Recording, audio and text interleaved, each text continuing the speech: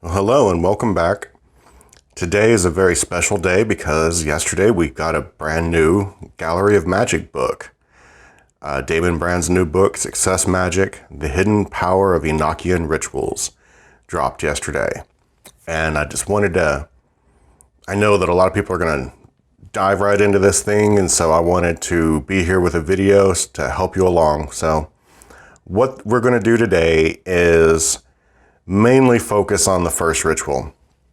And I'll talk a little bit about Enochian magic and what Damon has to say about it. But then, and then I'll give you my summary of the first ritual. And then I'll make other videos to do the rest as we go along. Because each one, he thinks that you should spend a week on each ritual. And then I think there's 49.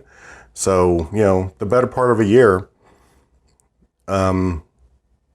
So anyway, let's get started. So Enochian is probably probably one of the most controversial forms of magic. And I don't mean controversial and then like people disbelieve it or don't believe it. I mean, that is there, but everyone has their own opinion on Enochian, and everyone's a lot of people are really dug in on their idea of what Enochian magic is. And so yeah, and he brings that up too, saying that, nothing brings up debate like Enochian magic. And the thing is, a lot of the people that do this have never really even tried the system. And before we get rolling too hard into this, I just want to preface, I started Enochian, honestly, around Christmas is when I actually began. I think it was the day after Christmas is when I sat down with all of my stuff, because I went and got put together all of my stuff and actually did my first real Enochian ritual. So what is it, March 12th is when I'm recording this. So I'm not saying I'm an expert on Enochian by any means, so I'm sure there's plenty of you listening to this who know way more than I do. I am starting, but I am using the system in a specific way. I'm just mainly doing the calls. The area that he's touching here in this book is not an area that I've even dealt with. And so I'm kind of going into this fresh like everyone else in that regard, which is a good thing, because honestly, that part of Enochian magic it's confusing. And that's really one of the areas where the Golden Dawn and Crowley have really, and other people have done a lot of adding, and everyone has their different take on it and spin. So it's hard to try to figure out exactly where to go, because we are missing parts of, John Dee's writings and stuff. There's gaps in the magic. And so everyone tries to fill those gaps in different ways. So anyway, let's see what Damon has to say though. Really, so much of this is him just trying to calm you down about Enochian and then try to give you a basic understanding of what it is. And I will let him do most of that. He does, talk about all the fun. Well, not all of it. There's so much drama with John Dee and Kelly and the aristocracy of the time. But the thing that I've always believed about Enochian, because I know my history, I love history. And the thing about Enochian that I knew was that John Dee told Elizabeth, the Queen of England, how to defeat the Armada. He told her about the storm and that they need to hold their ships. And then he's also, he basically gave Elizabeth the blueprint for the British Empire to get off the ground. So if you want a form of magic that will help you build an empire, Enochian is the magic to go with. That's what for what everyone else talks about what Enochian is for, that is what it actually has done for the world. It created the British Empire. We know that. So using it for success is not too far out of bounds for what it's been actually used for. Now, John Dee didn't seem to have much success as far as getting money out of it, but we live in a different world today. He had to, basically play court and do all the stuff there to stay good with the queen, and he wasn't particularly good at that aspect of his life. But yeah, then there's all kinds of drama with him and Kelly. You know, they had a very dramatic relationship. There's the wife swapping incident, which personally I think was, you know, part of the initiation process. They had to, especially D, they had to break him out of some of his ideas of what sex was. Kind of a, you know, maybe a Babylonian type thing. But anyway, we're getting way off topic. Back to the book. So anyway, he does kind of go over a little bit of that stuff, and yeah, you should really check out the history of these two and everything that went down. It's pretty amazing. But the other thing to know about John Dee was that, you know, he's really into math, and he was really into codes, and so what I believe is that certain types of magic appeal more to certain types of people, but when this magic was ready to enter the world, I think the angels were looking for the right person, and the right person who could was this, you know, that kind of detail oriented, and they chose D to give this to. And if they had given it to someone else, maybe it would look a little different. Like, you know, for those of you familiar with my work, mine is very more visionary and intuitive, and uses the imagination much more. I would be the complete wrong person to try to give something where we have to write charts and stuff. And but I also think that, you know, whenever you channel magic, you can't help but put a little bit of yourself into it, because it's filtered through your brain. And so I think it's a little more complicated than it probably needs to be because of that because, you know, John Dee, you know, did this, but of course it came through Kelly too. So I probably just need to shut up and go on about the book. So,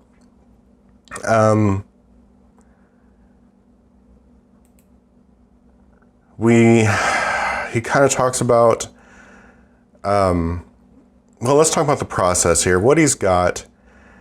What this book boils down to is sort of like another version of wealth magic.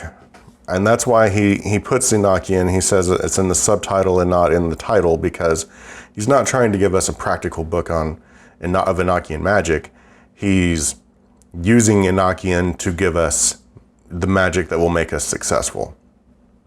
And he uses the word success because that's kind of probably what you have to use to try to sell a book. But you know, the idea of success that we have, especially in modern America, is almost always like a CEO or maybe a Silicon Valley type. Yeah, that's what we think of as success. But that's not really what he's talking about. What another way to put it would maybe be, you know, the trendy would be like saying living your best life, and whatever that is to you. It's much more personal than the general person's idea of success. What is success to you? And if you don't know this book in the magic, and it will help you discover that. And that's really kind of one of the things that the first ritual is about. Or hopefully it lays the foundation for revealing that to you over time. This is definitely going to be a process that takes time. You're not going to have results the next day type thing. That's not what he's giving us here. And because of that, yeah, I did the ritual last night, but I can't say, hey, I had this success or anything. I'm just trying to help you kind of sort through what's going on. So maybe in a year and a half or so, I'll come back and we'll talk about what, you know, success I've had with this. But yeah, it's going to take that long before anyone really can say if this is a good book or not. But I'm very excited about it. It kind of fits right in with where I am in my life, and so I'm real. And more than any other book, he talks about the spirituality and the theory and stuff, and it really kind of spoke to me. And So yeah, like most of the time, sometimes I'm a little put off by the gallery's materialistic goals. Like almost I mean, Damon especially does. He includes the stuff in there about growing closer to God or becoming a better person, and all the different little inner work that he definitely encourages you to do. But so much of it still kind of boils down to trying to make more money, over and over again. That kind of and I know that that's what people want, and he's just giving people what they want while still including the good stuff. But even though this is a book about success, he talks much more about helping other people and how important that is to the process. And in fact, that's a major aspect of the first ritual. So let's just talk about the first ritual. You need to read the whole book, I think, to really get a grip on the subject matter, and especially if it's something that you're going to spend a year doing. So before we get into the details, let's talk about the way you do it as far as like the scheduling. Now you don't have to pick a certain day or a certain time of day. You don't have to worry about, excuse me. You don't have to worry about the planetary hours or anything. But, and it's different from the other things. Like, lots of times when you think, I'm going to do this ritual for a week, that means that you do the ritual every day for a week. And what he's saying here is you don't actually need to do the ritual every day. You might do it for 2 days and then take a day to kind of evaluate what's going on. Have you seen any changes? How do you feel about what's happening? And but take the time to kind of evaluate it, and then go back and do it for maybe another couple of days, and do that again. And you might need to do more than a week. And it's, you're going to have to learn to trust your intuition on these things. And you will, based on my experience in Enochian, they tend to let you know when you need to spend more time on something. But I don't know for sure that will work, how that will work with what he's done with the system. So we'll see how that goes. But still, you need to trust your intuition. And so, yeah, and that's what you do. Like, you take every ritual and you spend, try to, spend about a week with it. Doesn't, like I said, you don't necessarily have to do the ritual every day, but you just need to think about the process. And a lot of what he is encouraging you to do here is like daydream, and kind of daydream on the topic of that week's ritual. And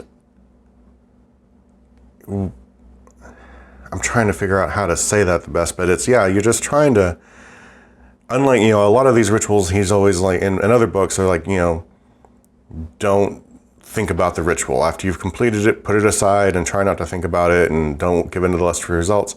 And this is actually kind of the opposite. He wants you to think about what you're doing, and he wants your imagination to become an active participant in this ongoing ritual. It's not like you just do the ritual and you're done. It's an ongoing process that you need to contemplate throughout, your day and your week, and then build on it with the next and the next and the next, and just until your way of thinking changes, and hopefully, your reality will change around with it. So let's actually look at the first ritual, vision. Ritual 1, vision.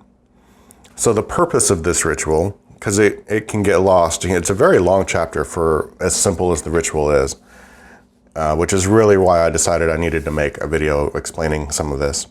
But the purpose of the ritual is to improve your perception of yourself and reality, to learn to see, feel, and understand the truth about who you are and what you want. And this is very foundational. This is something that you need to have if you're going to be successful. And if yeah, you need to know what you want, and you need to know who you are, and you need to understand your circumstances and everything. And this ritual will help you begin that process. And then he kind of goes into something that I thought was pretty interesting. He basically brings up the daily practice from Wealth Magic, which again, to me, this book is like Wealth Magic. It's a really long working that takes place over many months, and with the goal of not a single one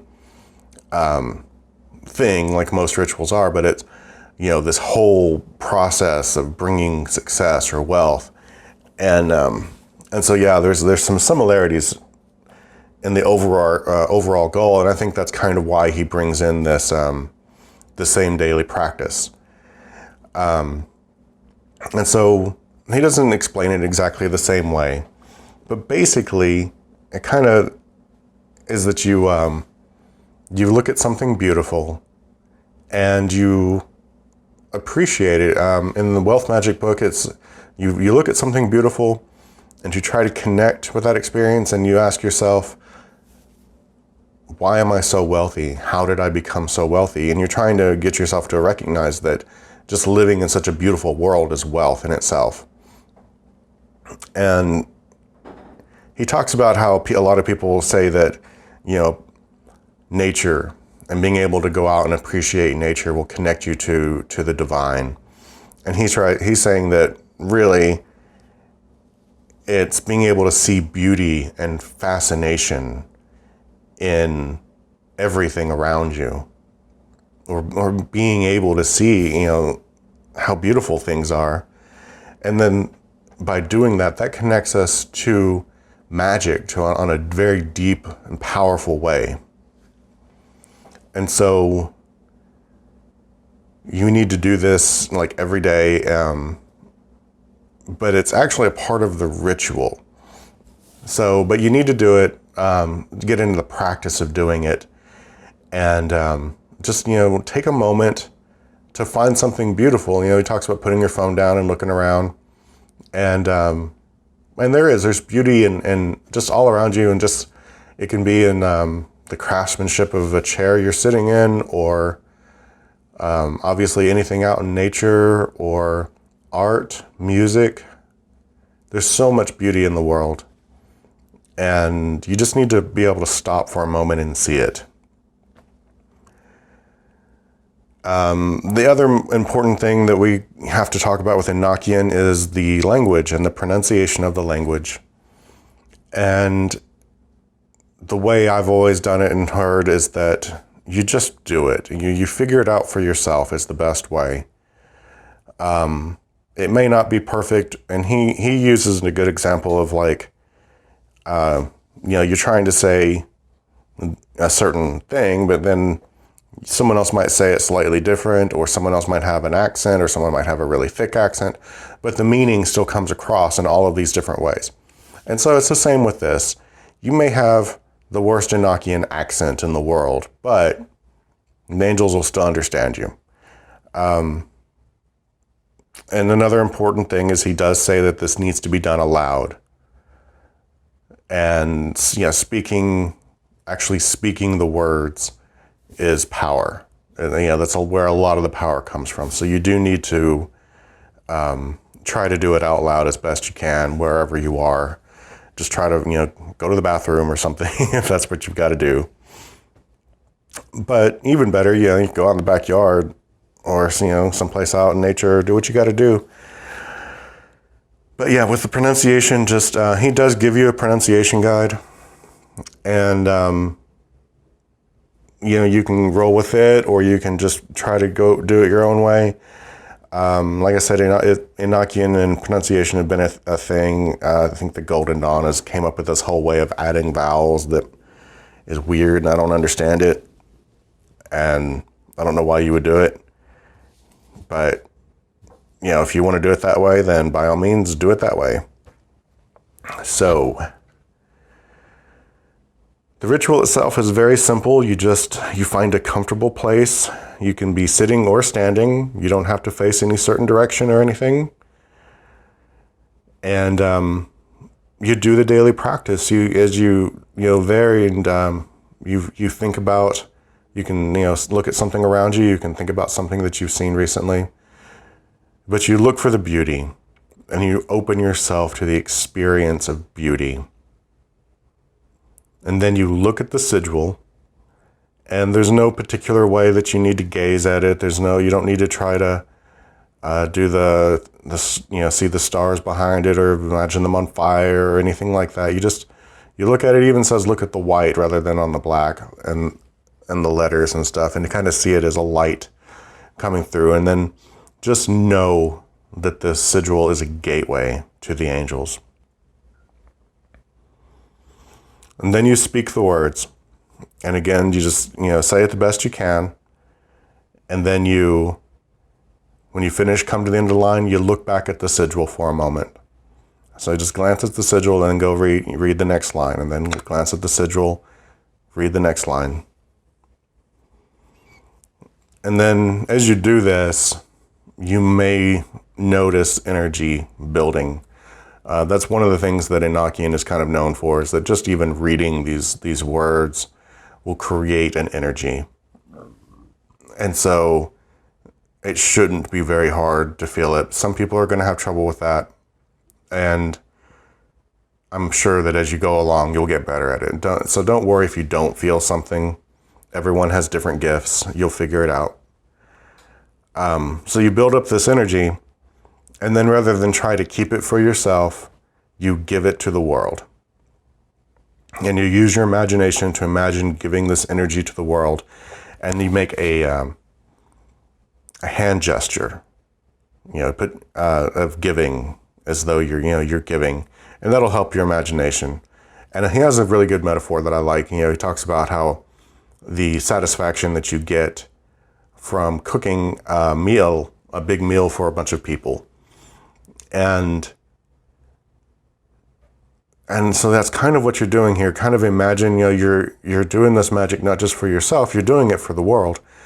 And even though you're the one doing the work, you can appreciate, people's satisfaction with what you're doing, and try to imagine that feeling if you're having trouble. And then that's all there is. There's no closing to the ritual. There's no license to depart or anything like that. You're done, and you can think about the ritual. You can keep thinking about the themes of the ritual, of being able to see a vision and seeing beauty and connecting and giving. And that's an important thing that he didn't really talk about it, but giving and receiving are important principles in magic. You need to know how to give, and you need to know how to receive. A lot of people don't know how to do those things very well.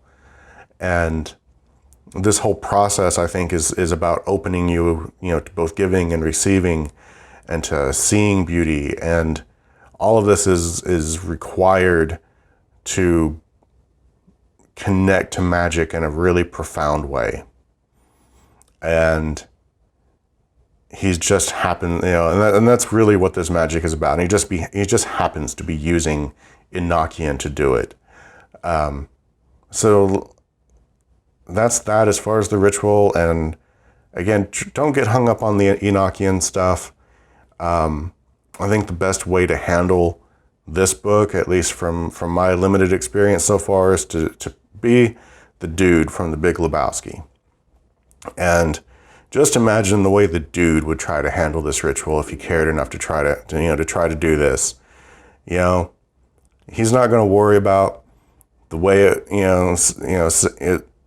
saying the words just right or whatever. He's going to mumble his way through it as best he can, and then it's cool and it's over, and just have a White Russian and appreciate it and appreciate the world around you, and just. That's a really beautiful thing, and that's a good way to try to approach your life and magic. So that's it for this one. I'll do another one for each ritual in the book. Now each, like, there's 49 rituals. I'm not going to do all that, but I mean for each type of ritual. I think the next one covers the next 18. So, I'll do one for that, and that way if you're going to go through this and with the weekly, it'll be there for you. I'll try to get that up before next week. And again, if you like these videos, click the like button, subscribe to the channel. I keep making more. I'm also doing the pathworking videos. I'm going to keep trying to do more of those. Check out my Patreon and my books on Amazon, and I'll put all of that in the description, and I will see you next week. Thank you. Bye-bye.